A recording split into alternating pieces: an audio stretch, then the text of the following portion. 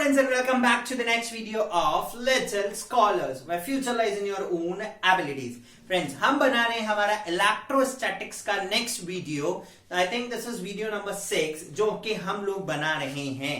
ठीक है, कल वीडियो अपलोड नहीं हुआ था ड्यू टू सम हम बोल सकते हैं कि नेट इशू थोड़ा सा था, वीडियो अपलोडिंग में प्रॉब्लम्स आ रही थी. ठीक है, इस वजह से हमारा कल का वीडियो अपलोड नहीं हो पाया था. ठीक है, तो गाइज हम लोग चलते हैं हमारे आज के वीडियो से जो कि कल अपलोड होना था. राइट, तो उसके अंदर देखिए हम लोग क्या करते हैं यहां पर कि हम लोगों ने इलेक्ट्रोस्टैटिक्स के कुछ न्यूमेरिकल्स प्रीवियस वीडियो के अंदर करे एंड आई होप कि you guys are enjoying the videos. आपको मजा आ रहा होगा, क्वेश्चंस करने में भी मजा आ रहा होगा, हमें कुछ सजेशंस भी मिले. तो guys I just work on it, करते हैं कोशिश कुछ उसके ऊपर के साथ साथ में वीकली या इन 15 डेज हम लोग एक सीरीज ऐसी लेके आए सिर्फ एक दिन के लिए कि उसमें हम लोग प्रीवियस ईयर्स में जो क्वेश्चंस पूछे हैं उन कंटेंट के ऊपर थोड़ा सा काम करें. ठीक है, I just get suggestions from 3 to 4 students के ऐसा कुछ है नहीं और उनको इसकी बहुत जरूरत है, तो गाइज विल डू इट. ठीक है, राइट, बट ये नहीं कहूंगा कि रोज है या एक सीक्वेंस में चलेगा, but it should take at least 15 days में एक दिन हम लोग वीडियो अपलोड करेंगे. तो अगर 10 महीने भी हम लोगों के पास आते हैं तो उस चीज में एक महीने में 2 बार तो 20 साल 20 पेपर हो गए हमारे. ठीक है, 20 पेपर्स विल बी देयर, तो पिछले 4 साल के पेपर तो निपट ही लिए. ठीक है, तो चलिए गाइस ऐसा भी कुछ करेंगे, बट आज के लिए क्वेश्चन लेते हैं. पहले वीडियो स्टार्ट करने से पहले क्वेश्चन है आज का, which force is more effective, electrostatic और ग्रेविटेशनल फोर्स? क्योंकि आज का जो वीडियो है मैं आपसे यहां पर उसी चीज के बारे में डिस्कशन करूंगा. तो उससे पहले एक क्वेश्चन कि कौन सा फोर्स ज्यादा इफेक्टिवली काम करता है, इलेक्ट्रोस्टैटिक फोर्स ज्यादा इफेक्टिवली काम करेगा या फिर ग्रेविटेशनल फोर्स ज्यादा इफेक्टिवली काम करेगा? इसका आंसर आपको सिर्फ इतना सा मिल जाएगा. यहां से आप इसका आंसर निकाल सकते हैं कि कौन सा फोर्स ज्यादा है और कौन सा फोर्स कम है, और ज्यादा डिटेल्ड आंसर के लिए हमारे साथ जुड़े रहें. ठीक है, चलिए तो सबसे पहले आज के वीडियो के अंदर हम लोग बात करने वाले थे किसके ऊपर, 2 टॉपिक के ऊपर बात लेके जाऊंगा. पहला सुपरपोजिशन प्रिंसिपल लेंगे हम लोग क्योंकि उससे बहुत अच्छा कंटेंट आता है, बहुत अच्छे न्यूमेरिकल्स हैं सुपरपोजिशन प्रिंसिपल पे, और साथ साथ हम लोग लेके चलेंगे यहां पर similarities, dissimilarities and comparison between electrostatic force and gravitational force, कि कौन सा फोर्स ज्यादा है, कौन सा फोर्स ज्यादा इफेक्टिव है. और ऐसा ही नहीं कि हम थ्योरेटिकली करके देखेंगे, हम लोग प्रैक्टिकली भी परफॉर्म करके देखेंगे कि कौन सा फोर्स दोनों में से ज्यादा लगेगा. Which force is more effective? Either it is electrostatic force or gravitational force. पहले कुछ सिमिलैरिटीज के बारे में बात करता हूं. टॉपिक नंबर 1 के साथ चलता हूं. टॉपिक नंबर 1 है हम लोगों का कि हम लोग इलेक्ट्रोस्टैटिक फोर्स और ग्रेविटेशनल फोर्स के बारे में डिस्कशन कर रहे हैं. ठीक है, that is what topic number 1, कि इलेक्ट्रोस्टैटिक ज्यादा इफेक्टिव रहेगा या ग्रेविटेशनल ज्यादा इफेक्टिव रहेगा. सो topic number 1 is comparison of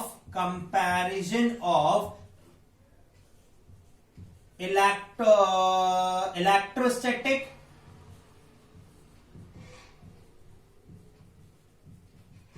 and gravitational force.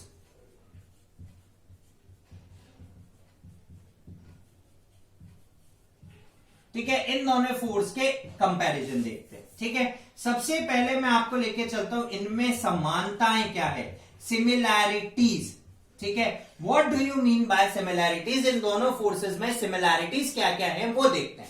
देखिए, दोनों के दोनों जो फोर्सेस हैं, नंबर 1, दोनों के दोनों जो फोर्सेस हैं, अगर मैं दोनों का फॉर्मूला यहां पर लिखूं, इलेक्ट्रोस्टैटिक फोर्स का फॉर्मूला था कि Q1 Q2 bye R square, और अगर मैं यहीं पर ग्रेविटेशनल फोर्स का फॉर्मूला लूं, force is equals to G M1 M2 by R square.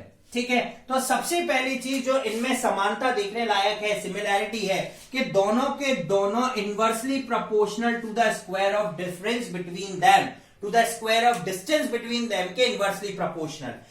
second similarity, they are both directly proportional to the product of their charges and to the product of their masses. ये second similarity. तो पहली similarity फॉर्मूले से निकली कि r square से inversely proportional है दोनों. सेकंड डायरेक्टली प्रोपोर्शनल है to the product of their charges and to the product of their masses. तीसरी कि दोनों ही सेंटर ऑफ द लाइन के ऊपर वर्क करते हैं. अगर मैं देखूं कि ये दोनों दो बॉडीज हैं जिनका मास m1 और m2 है, जिनके ऊपर चार्ज q1 और q2 है, तो इसमें जो फोर्स लगेगा सेंटर फोर्स होता है, कंजर्वेटिव होता है and along the line of axis लगता है. पाथ के ऊपर डिपेंड नहीं करता, कहां पर ऑब्जेक्ट रखा है उसके ऊपर डिपेंड करता है.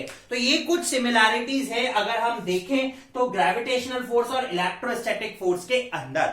लेकिन साथ साथ इसके इनमें बहुत सारे डिफरेंसेस भी हैं. तो सेकेंड टॉपिक जो लेके चल रहा हूं मैं, that is what, that speaks about the differences, right? Or we can say the dissimilarities between both electrostatic forces and gravitational force.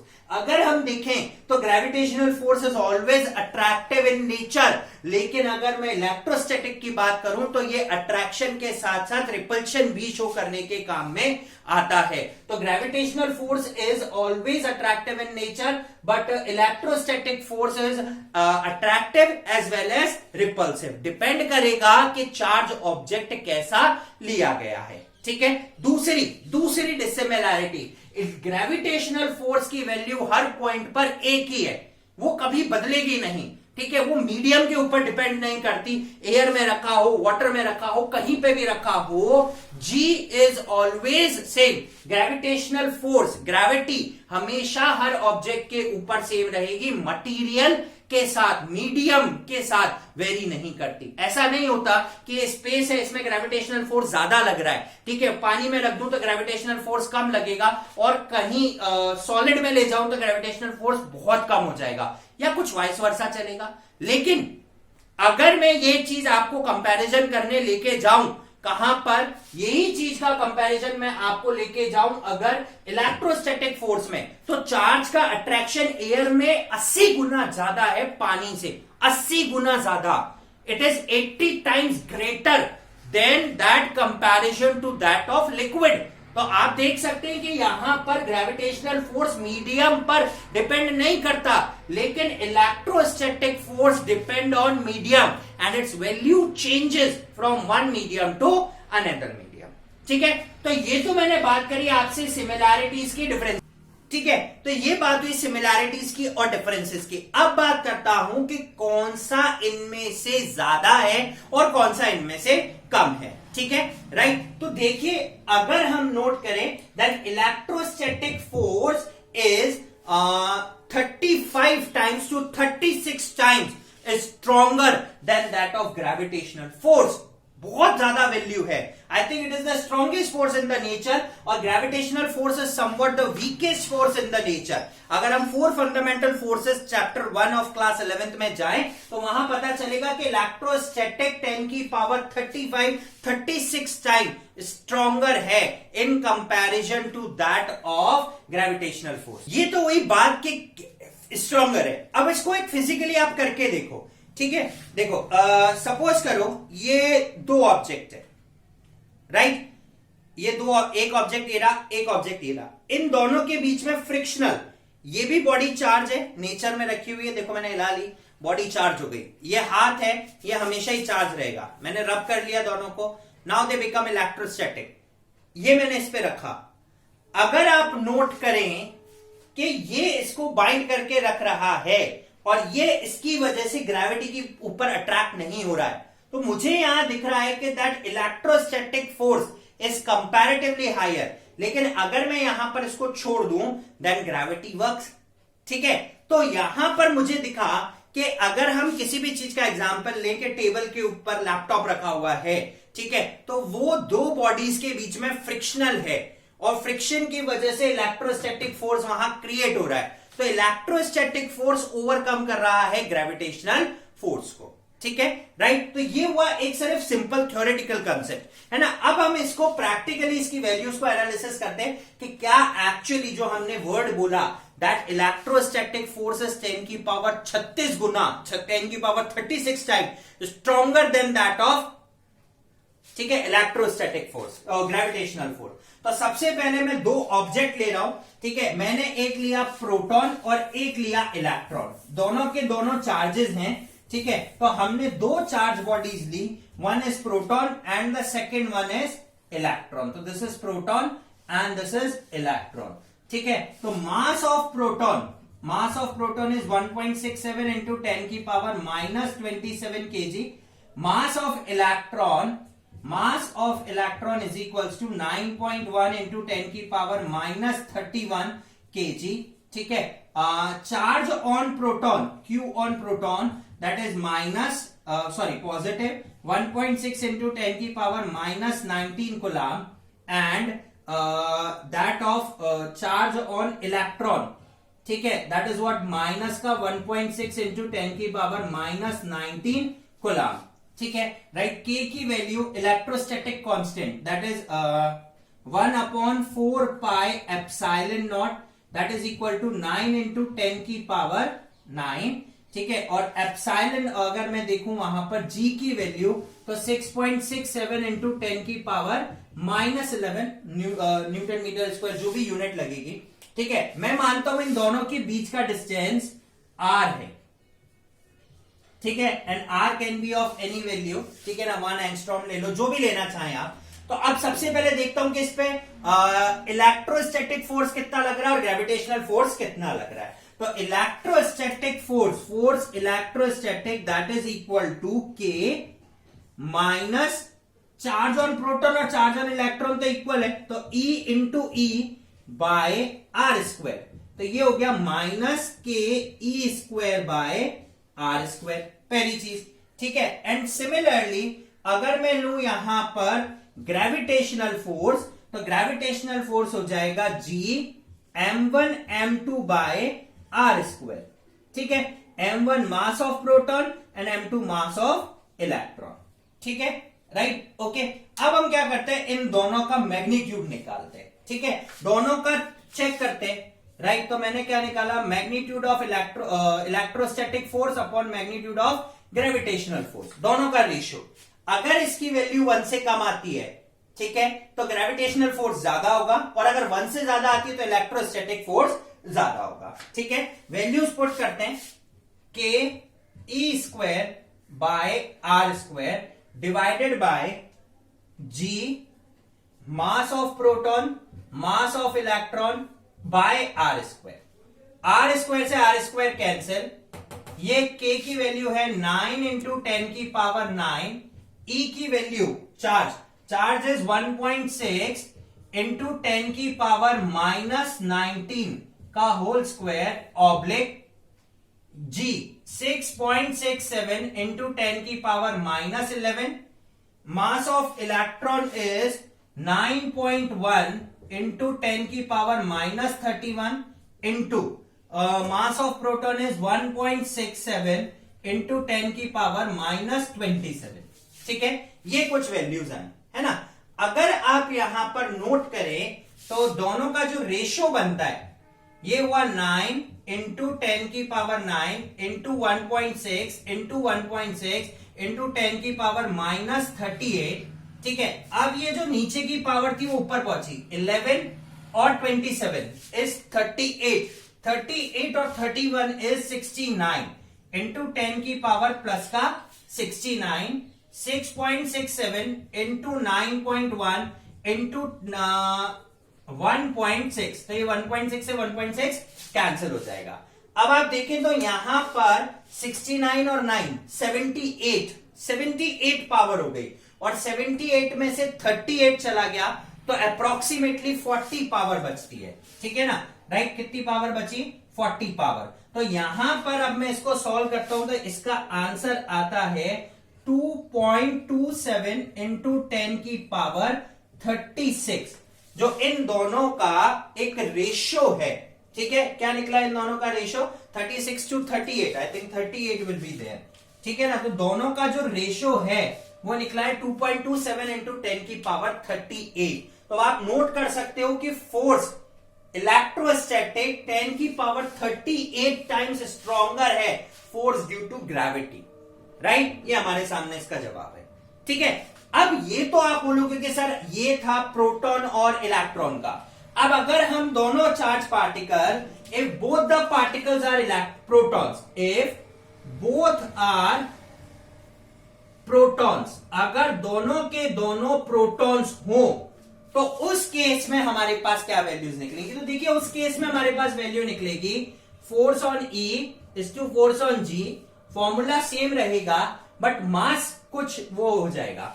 तो K ऊपर की तो वैल्यू यही रही 9 इंटू 10 की पावर 9, चार्ज दोनों प्रोटॉन पे 1.6 इंटू 10 की power minus 38 into 1.6 upon G की वैल्यू वही है 6.67 इंटू 10 की पावर माइनस 11, राइट। अब जो बदलेगा वो सिर्फ वैल्यू पाई बदलेगी। So it will be 1.6 into 10 की पावर माइनस 27, ठीक है। एक तो एक का और दूसरे का भी 1.6 इंटू 10 की पावर माइनस 27, दोनों बार प्रोटॉन आ जाएगा, ठीक है। अब अगर हम काट के देखें यहां पर ये 1 2 1 2 ये दोनों पावर कट गए, ठीक है। 27 27 इज 54 और 11 65, ठीक है। तो ये जो ऊपर पावर पहुंची ये हमारे पास पहुंची 9 इंटू 10 की पावर 9 इंटू 10 की पावर माइनस 38 इंटू 10 की पावर प्लस का 65, ठीक है, ऑब्लिक 6.67, ये ओवरऑल निकला। तो अब अगर मैं इसको सॉल्व करता हूं तो देखो 65 और 9 74, लगभग 36 पावर। तो ये अप्रोक्सीमेटली आएगा 1.24 इंटू 10 की पावर 36। तो अगर मैं दो प्रोटॉन भी लेता हूं तो इलेक्ट्रोस्टैटिक फोर्स जो है वो ग्रेविटेशनल फोर्स से 36 टाइम स्ट्रॉन्गर है। क्या है? स्ट्रॉन्गर है in comparison to that of electrostatic forces, ठीक है, राइट। तो इलेक्ट्रोस्टैटिक फोर्सेस यहां पर काफी ज्यादा स्ट्रॉन्ग है in comparison to that of gravitational force, ठीक है, राइट। तो ये हुआ हमारा कंसेप्ट क्लियर कि भाई which is stronger and how much. अब चलते हैं हम अगले टॉपिक के ऊपर जो कि है हमारा सुपरपोजिशन प्रिंसिपल, ठीक है, द प्रिंसिपल ऑफ सुपरपोजिशन। देखते हैं प्रिंसिपल ऑफ सुपरपोजिशन कब काम में आता है। भाई प्रिंसिपल ऑफ सुपरपोजिशन कहता है कि हमारे पास एक सिस्टम में अगर n नंबर ऑफ चार्जेस हैं तो उनके ऊपर लगने वाला फोर्स इज एक किसी ऑब्जेक्ट पे लगने वाला force is the sum total of all the forces of that isolated system, ठीक है। अभी मैं आपको बताता हूं कि ये काम कैसे करेगा, ठीक है। उससे पहले आप एक चीज समझो कि आपको सबको position vector I hope so निकालना आता है। फिर भी मैं आपको एक पोजीशन वेक्टर निकालना सिखा देता हूं कि पोजीशन वेक्टर कैसे निकाला जाता है। कि सपोज करो मेरे पास एक ऑब्जेक्ट है,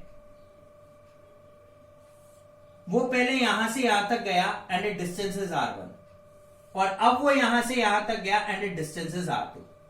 मुझे बताना है कि t1 से लेके t2 तक के बीच में उसमें कितना डिफरेंस आया। तो मुझे ये डायरेक्शन, तो पोजीशन वेक्टर क्या होता है? किसी भी ऑब्जेक्ट की पर्टिकुलर पॉइंट पर इनिशियल के रिस्पेक्ट में जो पोजीशन जिससे डिनोट करी जाती है स्ट्रेट लाइन से, उसको पोजीशन वेक्टर रिप्रेजेंटेशन कहते हैं। तो अगर मैं इसकी डिस्टेंस निकालूं then it should be r2 minus r1। इस तरीके से मैं इसकी पोजीशन वेक्टर निकालूंगा। This is point A and this is B। तो how what is distance between AB? AB is equals to r2 vector minus r1 vector, ये होगा, ठीक है। Is that clear? तो इस तरीके से हम अब देखते हैं सुपरपोजिशन। अब क्या होगा? सपोज करो इसमें 4 ऑब्जेक्ट आ गए, ये एक और ऑब्जेक्ट आ गया और ये सब मिलकर इस A ऑब्जेक्ट के ऊपर फोर्सेस लगा रहे हैं। तो A ऑब्जेक्ट के ऊपर लगने वाले फोर्सेस इसकी वजह से और इसकी वजह से टोटल कितने निकलेंगे? ये कितना लगा रहा है प्लस ये कितना लगा रहा है, ठीक है। This is superposition.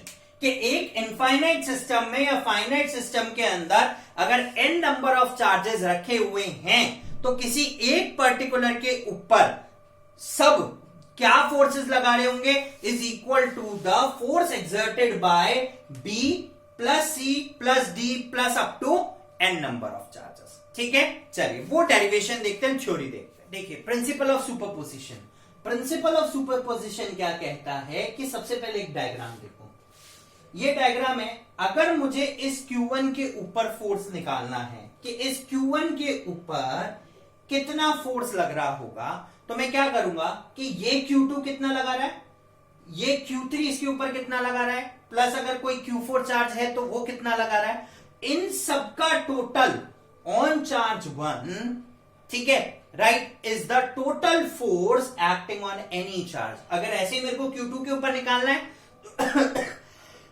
तो Q1 कितना लगा रहा है, प्लस Q2 कितना लगा रहा है, प्लस Q3 कितना लगा रहा है, प्लस Q4 कितना लगा रहा है, इन सबका टोटल क्या निकलेगा, टोटल किसी ऑब्जेक्ट के ऊपर। तो प्रिंसिपल ऑफ सुपरपोजिशन कहता है कि एक सिस्टम के अंदर किसी भी एक चार्ज के ऊपर n चार्जेस से जो फोर्स लग रहा है वो उन सबके इंडिविजुअल फोर्सेस का सम होगा। तो when a number of charges are interacting the total force on a given charge is the vector sum, यहां पे वर्ड बोला है vector sum of the forces exerted on it due to other charges, other charges की वजह से। तो अब मैं सबसे पहले लिखता हूं लेट अस टेक चार्जेस, मैंने लिए Q1 Q2 and up to Qn, ठीक है, राइट, ठीक है ना। डिस्टेंस ऑफ चार्जेस,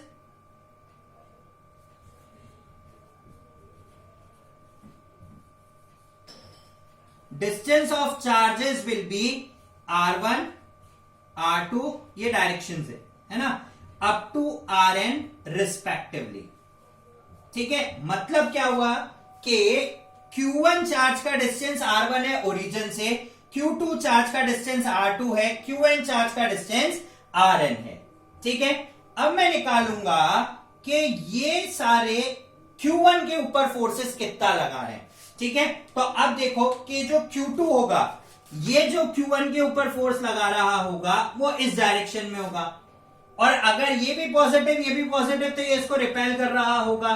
तो force on 1 due to 2, this is F12। कौन सा फोर्स बना ये, F12। ठीक है, और ये जो डिस्टेंस है दिस इज R212, ये R12 डिस्टेंस। ठीक है, अब ऐसे ये Q3 लगा रहा होगा इसके ऊपर, तो ये हुआ इसका डायरेक्शन ऑफ फोर्स, किसके ऊपर, Q1 के ऊपर, और ये भी इसको रिपेल कर रहा होगा तो इसका आउटपुट इस डायरेक्शन में। Force on charge 1 due to 3, ये force on charge due to 2। और अब अगर मुझे इसका रिजल्टेंट निकालना है तो इन दोनों का रिजल्टेंट पैरेललोग्राम लॉ लगा के ये F1 निकलेगा। ठीक है, राइट। तो forces acting on charge 1, forces acting on charge Q1 by other charges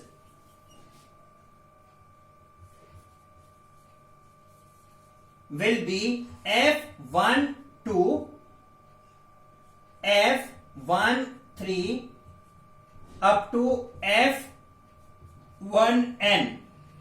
ठीक है, तो रिजल्टेंट फोर्स का जो फॉर्मूला बनेगा F1, resultant force on charge 1 due to rest of the charges will be equal to F12 plus F13 plus F14 up to F1n due to n number of charges। ठीक है, चलिए अब हम F12, F213, F14 calculate करते हैं। तो force on charge 1 due to charge 2, force on charge 1 due to charge 2 कितना निकलेगा, F12 निकाल रहे हैं। ये इसका ओवरऑल फॉर्मूला बना किसका, सुपरपोजिशन प्रिंसिपल का। तो 1/4 pi epsilon not Q1 Q2 upon R12 का स्क्वायर अपॉन R12 कैप। ठीक है, अब मैं इसको प्रॉपर फॉर्म में लिखता हूं। ठीक है, तो ये बन गया K Q1 Q2 upon R1 vector minus R2 vector का होल स्क्वायर इनटू, अब ये यूनिट वेक्टर है, वेक्टर अपॉन इट्स मैग्नीट्यूड, तो ये हुआ वेक्टर अपॉन इट्स मैग्नीट्यूड। ठीक है, तो ओवरऑल जो फॉर्मूला बना F12 का वो बना K Q1 Q2 upon R1 vector minus R2 vector का whole cube into R1 vector minus R2 vector. ठीक है, सिमिलरली अगर मैं F13 निकालूं तो F13 निकलेगा K Q1 Q3 R1 distance तो वही माइनस R3 वेक्टर का whole cube into R1 vector minus R3 vector. ठीक है, अब हम इसको इसके ओवरऑल फॉर्मूला में पुट करते हैं, तो F1 वेक्टर का फॉर्मूला निकला मेरे पास K, अब देखिए Q1 सब में कॉमन है। ठीक है, तो Q1 कॉमन ले लेते हैं अपॉन, ठीक है, अच्छा और कोई ऐसी चीज नहीं है जो यहां से कॉमन आए। ठीक है ना, तो K Q1 हमने कॉमन लिया, ये हुआ Q2 upon R1 minus R2 का whole cube plus Q3 upon R1 minus R3 का whole cube plus up to Qn upon R1 minus Rn का होल क्यूब। ठीक है, बट अगर मैं ये तो इसका वेक्टर नोटेशन हुआ, और अगर मैं इसको सिंपल नोटेशन में लिखना चाहूं F1 वेक्टर को, तो F1 vector is equals to K Q1 bracket में Q2 अपॉन R12 वेक्टर का whole square plus Q3 upon R13 vector का whole square plus up to Qn upon R1n vector का whole square. तो अगर हम इसका एक समराइज फॉर्मूला बनाएं, ठीक है, देखिए क्या इसका एक समराइज फॉर्मूला बनेगा कि F1 is equals to K Q1 summation I equals to 2 से चालू हो रहा है और कहां तक जा रहा है, n तक,